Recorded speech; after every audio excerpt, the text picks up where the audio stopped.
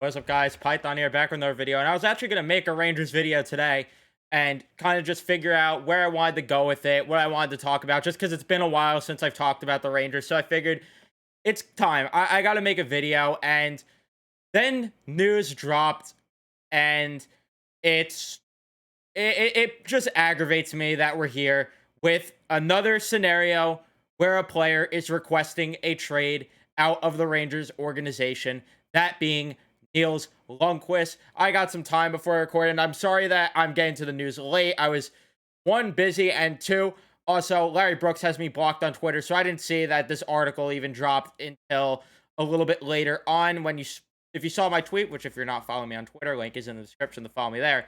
But you would know that I am not thrilled by any stretch of the imagination right now, and that I was late to the news. But before we talk about it, be sure to leave a like on the video if you do enjoy. Subscribe if you guys are new, especially for Ranger fans. We cover the Rangers here heavily on the channel. Turn on your notifications as well so you know when I upload. So, where do we begin? I mean, I'm so sick of this. I'm just so sick of this thing where you have players requesting a trade out of this organization. When does it end? Julian Gauthier this offseason. Yeah, Kravtsov not too long ago. Georgiev requested a trade. Granted, Georgiev makes sense because obviously he wants to be the opportunity. He wants the opportunity to be starting goalie. This kind of makes sense in the same regard where Nils Lundkvist was not going to play because Adam Fox is taking up the right side. Where is he going to play there? Then you have Jacob Trouba, who just got the captaincy. You're not trading him anytime soon now. And then you have Braden Schneider, who emerged as one of the better defensemen on this team last year. So you don't have a spot here unless Nils plays the left side, which who knows if he wants to. So it makes sense from his perspective, but it just sucks that we're here yet again because this should have worked. You look at the numbers that this kid put up in the Swedish Hockey League in the 2021 season. 52 games played, put up 32 points, just absolutely shattered records by defensemen in the Swedish league. And it's absurd. It's absurd that we're here. It pisses me off that we're here. Last year, he got a small little sample size with the Rangers. 25 games played, 4 points, 1 goal, 3 assists. And instead, the Rangers opted to play Patrick Nemeth over him, which, again, should be a felon, should be a crime. But that's besides the point. The Rangers opted not to play Nils Lundkvist. They opted not to play Nils Lundkvist. And then in Hartford, he had, in 34 games played, 15 points. Not overall bad with the points. I don't know how his defensive game was there. But again, it just stings. It stings that we're here yet again because how many times are we going to go through this? Elias Anderson, Vitaly Kravtsov, Julian Gauthier, granted, I mean, whatever with him. And now Nils Lundkvist. When is it going to end? And they're apparently trying to trade him before training camp. And honestly, I'm pissed off that this report got leaked out. The reason I'm mad about that is because of the fact that now the Rangers have little to no leverage in a trade situation here. So what do you even get for Nils Lundkvist? A second round pick at most? If this doesn't come out, this report, Rangers could have stayed tight-lipped. No one would have known that Nils requested out, and they could have maybe got a big package. I mean, we were talking about just a year ago, even, this guy, Nils Lundkvist, being one of the headline pieces to go over in a Jack Eichel deal. Now we're talking, are we going to get a second or third round pick for him? I'm just aggravated. I'm aggravated that this is the scenario that we're in yet again. Yet again. And can't blame him for wanting out.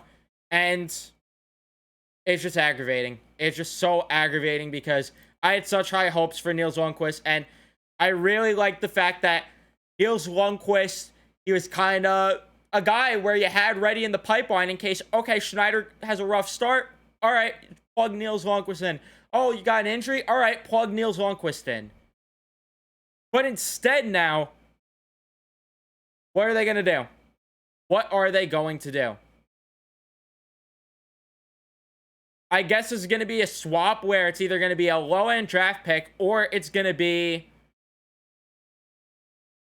a scenario where there's another player that's looking for a change of scenery elsewhere, and the Rangers kind of do a switch there. And in terms of who that could be, couldn't tell you. But that's the scenario I imagine it being if it's not a draft pick. And either way, I don't see how the Rangers come out winners in this deal. I really don't, because Nils Lundkvist, again, you had high hopes for him. He did what he did in the Swedish League against men. So it's not like this was against players around the same age demographic of him. So it's wild. It's so wild. But I'm hoping that the Rangers come out with a good end of the deal here. Hoping, because it's ridiculous that how many first round picks have just gone to waste. Have just gone to waste. And still hoping Kravtsov works out. But Elias Anderson, I mean, that 2018 draft, you're looking at it right now, and it's like, come on. You had 3 guys drafted in the first round. 3. And 2 of them already have requested a trade. I hope it works out with Kravtsov. Nils is definitely a goner. DeAndre, there's no doubt he's going to be here, so at least you hit with one of them. But it's still just aggravating knowing that you have 3 guys that should have worked out and that should be panning out. And especially you're looking who went the pick after Nils Lundkvist. You're talking Rasmus Sandin. Imagine how perfectly he'd fit into this team. Maybe there's a trade there. Rasmus Sandin and Nils Lundkvist. Maybe. And if the Rangers can make a deal like that, I'm jumping up and down with that. I'd throw in a draft pick if I have to get that deal done. Rangers could somehow pull that off. I would be absolutely to the moon. Because, obviously, Rasmus Sandin, unsigned right now, could maybe be out of Toronto. Toronto lacks kind of right shot defenseman, so there could be a fit right there.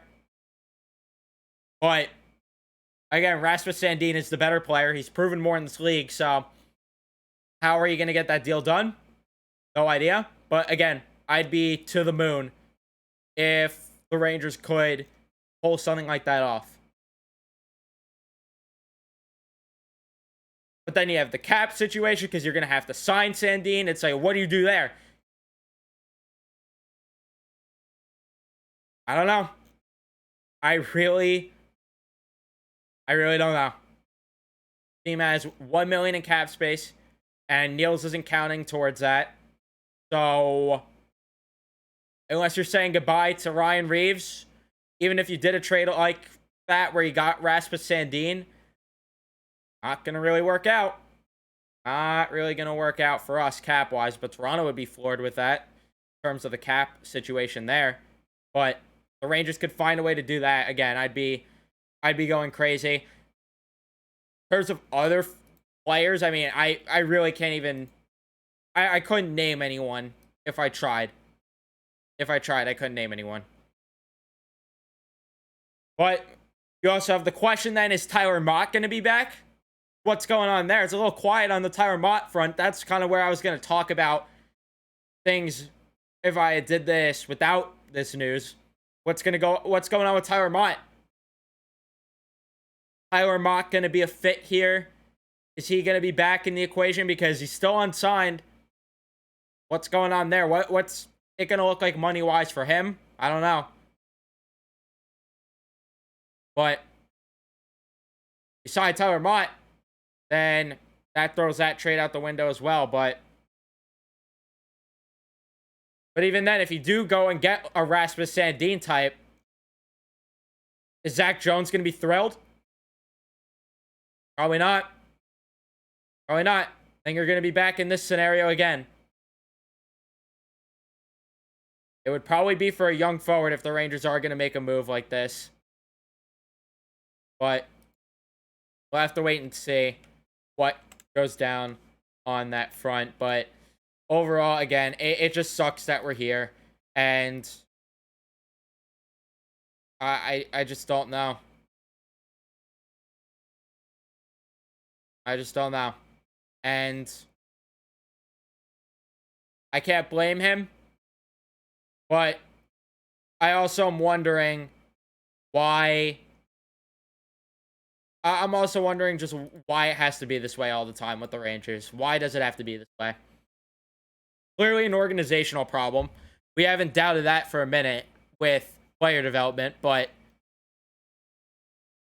I don't know. I don't know. And then just to get back on track in terms of the Rangers for this season, we're in September, so we're getting down to the wire here with getting a trade done. It's training camp coming up, getting down to the wire. I'm hyped. I'm hyped.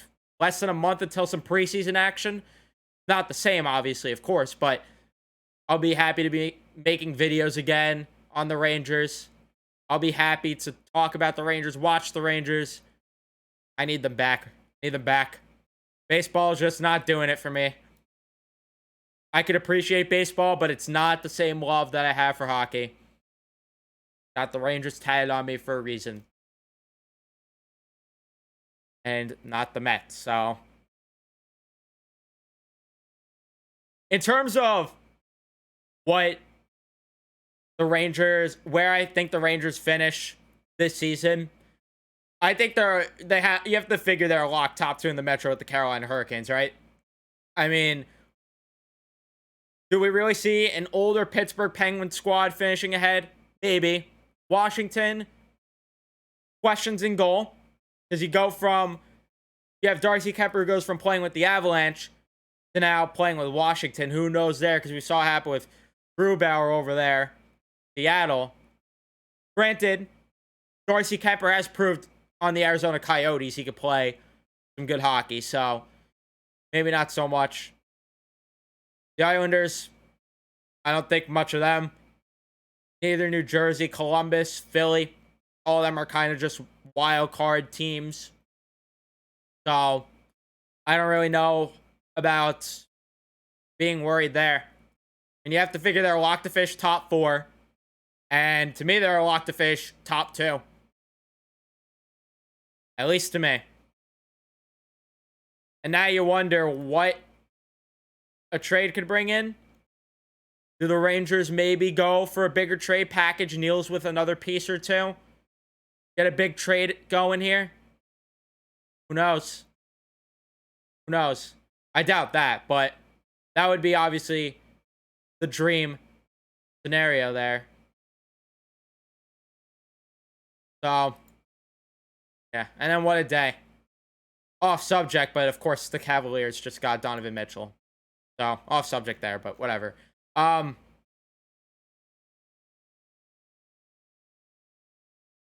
don't know.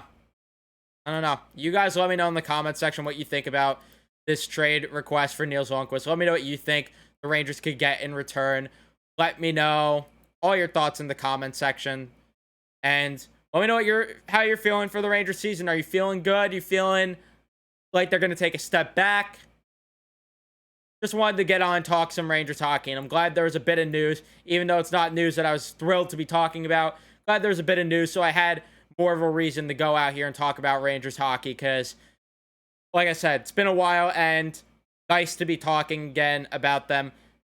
Got to get the rust off a bit here, because going from baseball to talking about hockey again, it's going to be a bit of an adjustment there, but sure, I'll be fine. Can't wait for the preseason to get the rust off there, so we will wait and see. Only a couple more weeks until then. Be sure to check out the Rangers Talk podcast if you've not listened to it already. Me, my co-hosts Nico and Nick, both of us, we cover the Rangers heavily, and obviously because we're a Rangers podcast, but we're going to talk more in depth with this. So if you really want more of an in-depth talk, get other opinions as well, that is the place to check out, as well as just check out previous episodes where we talk heavily about the Rangers. And yeah, it's a great podcast, so go listen. Thank you so much for watching this video. If you did enjoy, leave a like, subscribe if you guys are new, turn on your notifications, and I will see you in the next one. Let's go Rangers.